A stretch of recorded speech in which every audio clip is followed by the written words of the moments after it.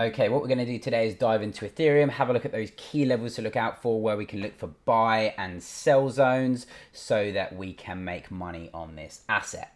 If you want to learn how to make money in this market, go ahead and drop me a like down below, subscribe to the channel and all of that good stuff. So let's get straight into it. So I'm on the daily time frame over here, and the first thing that I wanted to say was obviously we've had this bounce from $2,250 a week and a half ago, which similarly to Bitcoin, it could be the low, but it doesn't necessarily have to be.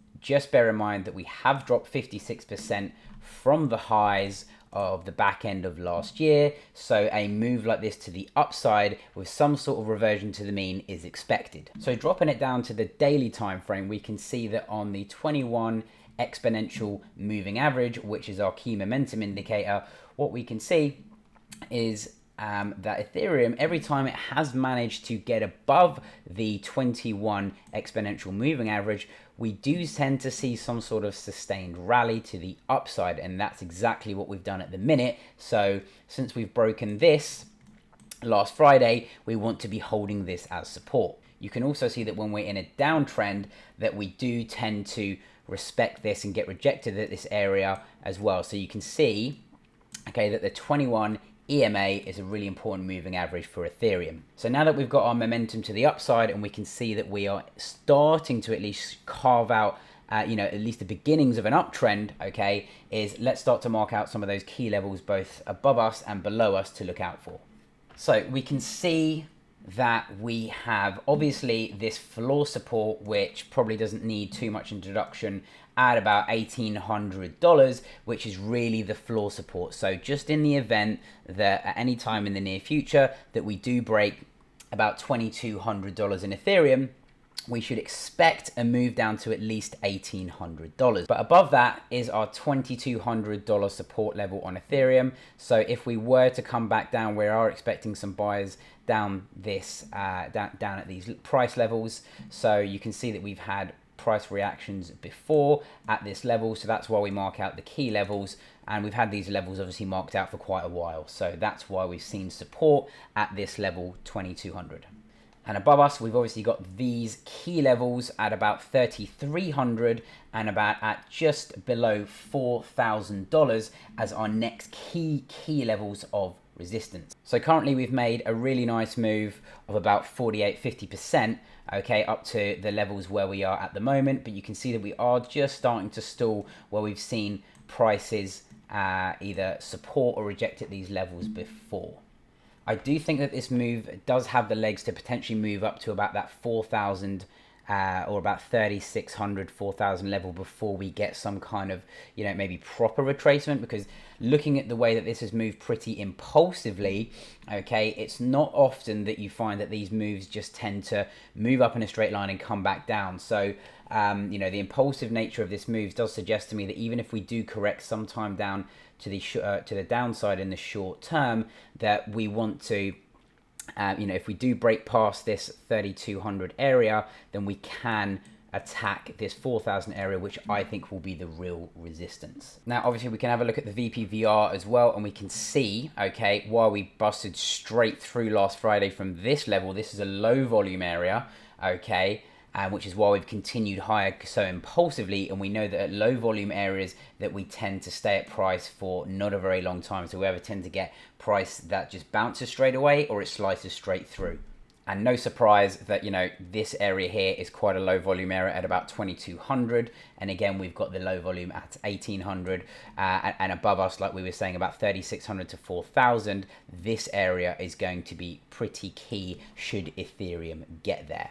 Now, I'm going to give you some potential long entries to look out for, because this is, in my opinion, a rally which you want to be joining in areas of value. So we want to look at that daily 21 EMA, and we can see that this is coming in hot at about $3,200, maybe by the time that we get there. So in the event that we do come down to the daily 21 EMA, look at that as an area of value to join this trend. 2,900 and 3000 might also be in confluence with this trend line over here, which I've put on the 4-hourly chart. So if we do get a drop down to this level over here and, you know, continue this uptrend of higher highs and higher lows, look for this area over here to trade into higher prices, okay, as a level to look out for. And if you do get in over here, obviously, and you were trading this, what you would do is you'd buy here, put your stop loss somewhere down here, and then target those higher prices.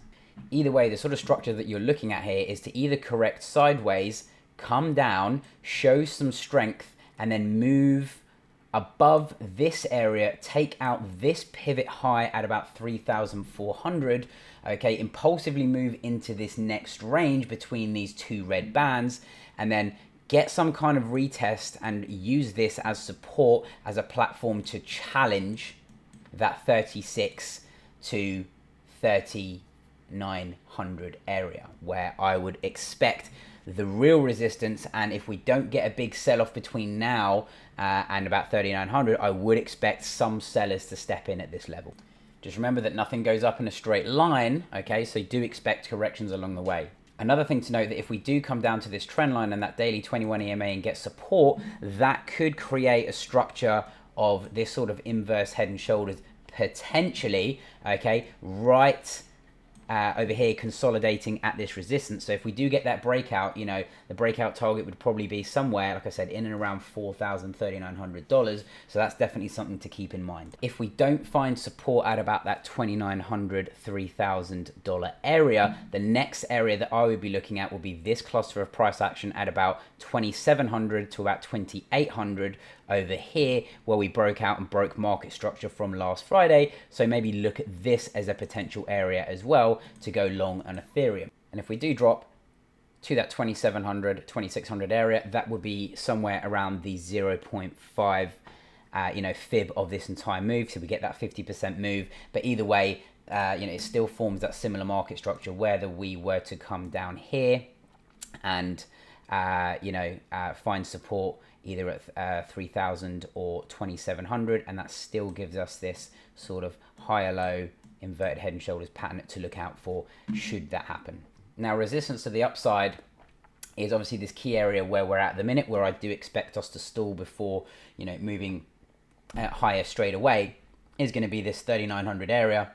And we can also see, if we take our fib, is basically from all-time highs to this pivot low at 2,200, we can see that the 0.6 is again coming in at about 3,900 at this bearish order block over here from price levels that we broke down from. So that is why we need to be looking out for those levels above us as the next major resistance. Now, should this rally fail, okay, which is a possibility because we are still at the moment still creating lower lows and lower highs on the macro scale since our downtrend. We've had a really impressive move, but if we do break down and we start challenging these lows and we break this support over here, okay, at 2,200, then we do need to expect at least a move to about $1,800 and into this price range over here.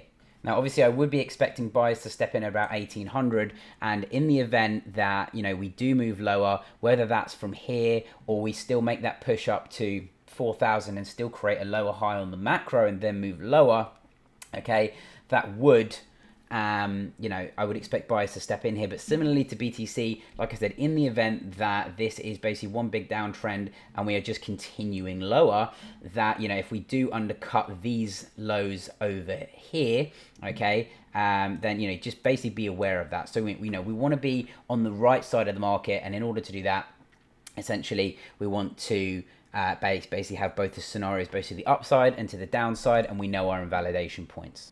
So we're looking for buy entries, okay, at about 2,900. If that fails, 2,700. If that starts to fail and we come down here, that would give us some indication that there is weakness in the market, and then we're potentially looking down at 1,800. But if we can hold this level at about that 3,000 to 2,600 area, and we can find support over here and move higher, this does give us you know, the opportunity to basically attack these highs and basically take out 3,300 and basically start moving towards that 4,000 area. And obviously I don't want to rule out the possibility that that might be the low and we do continue to trend up from here. So if we do break that 4,000 area and start to attack these highs, basically close to 4,900 and 5,000 around that level, okay, that, you know, we might be able to break out to new all-time highs.